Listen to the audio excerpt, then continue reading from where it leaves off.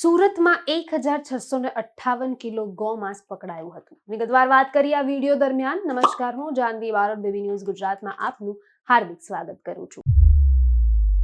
સલાબતપુરા વિસ્તારમાં બનેલા ગૌમાંસ સાથે 5 શખ્સો ઝડપાયા હતા। ટેમ્પોની અંદર 5,06,000 મુદ્દાસત જપ્ત કર્યો હતો। સુરતના સલામતપુરા વિસ્તારમાં ગૌવંશ હત્યા અને ગૌમાંસની હેરાફેરી સામે પોલીસની મોટી કાર્યવાહી કરવામાં આવી છે। સુરત શહેર પોલીસના સલાબતપુરા પોલીસ મથકે બાતમીના આધારે વોચ ગોઠવી અને આ ટેમ્પોને પકડવામાં આવ્યો હતો। તેમાંથી 1658 કિલો ગૌમાંસ ઝડપાયું છે। આ સાથે જ 5,06,000 મુદ્દાસલ ગેરકાયદેસર કાર્યવાહી કરતા હાથ પકડવામાં આવ્યો છે। આપણે જાણીએ આ વિડીયો બાઇટની અંદર કે સુરત પોલીસનું આ બાબત ઉપર શું કહેવું છે।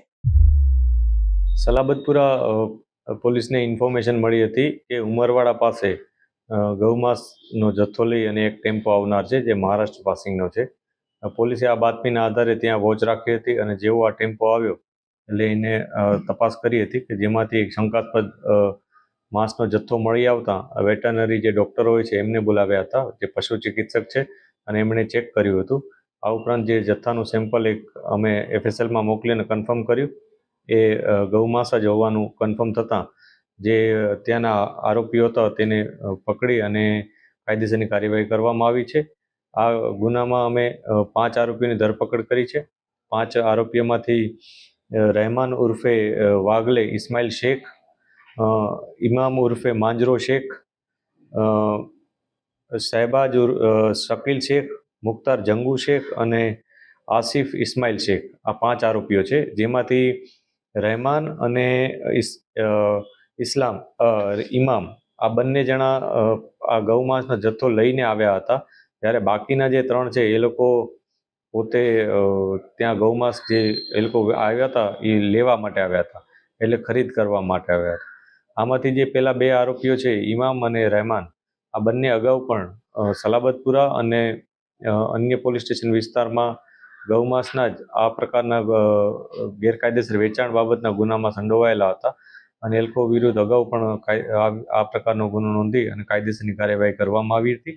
પોલીસે આ 5 આરોપીઓના વધુ ફર્ધર પોલીસ કસ્ટડી માંગી છે કે જેથી એ લોકો ક્યાંથી આ જથ્થો લાવ્યા હતા એ વગેરે માહિતી મેળવી શકી। ટોટલ 5,60,000નો મુદ્દામાલ પોલીસે જપ્ત કર્યો છે, જેમાંથી 3 લાખનો ટેમ્પો, 1,68,000નું ગૌમાંસનો જથ્થો અને અન્ય સાધન સામગ્રી થઈ, જેમાં મોબાઈલ ફોન, રોકડ રકમ વગેરે થઈ 5,60,000ની આસપાસ રકમ થાય છે।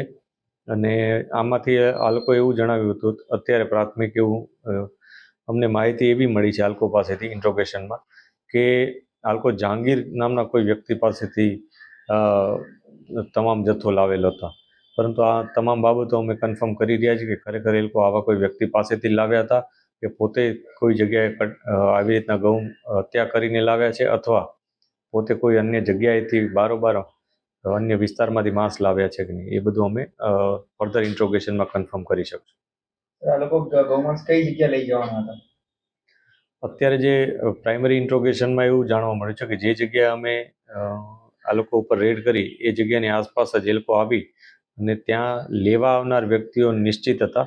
આ નિશ્ચિત લેવા આવનાર વ્યક્તિઓને જ એ લોકો આ જથ્થો વેચી અને ત્યાંથી જ રકમ મેળવવાના હતા, એ પ્રકારની માહિતી છે। તેમ છતાં અમે એના જે અન્ય ડિટેલ્સ છે એ પણ ચેક કરી રહ્યા છીએ કે જેથી કન્ફર્મ થાય કે ખરેખર આ લોકો 3 જણા હતા એ કે અન્ય જણાને પણ વેચવાના હતા। વધુ વિગત સાથે ફરી મુલાકાત કરીશ। હાલ મને રજા આપો। નમસ્કાર।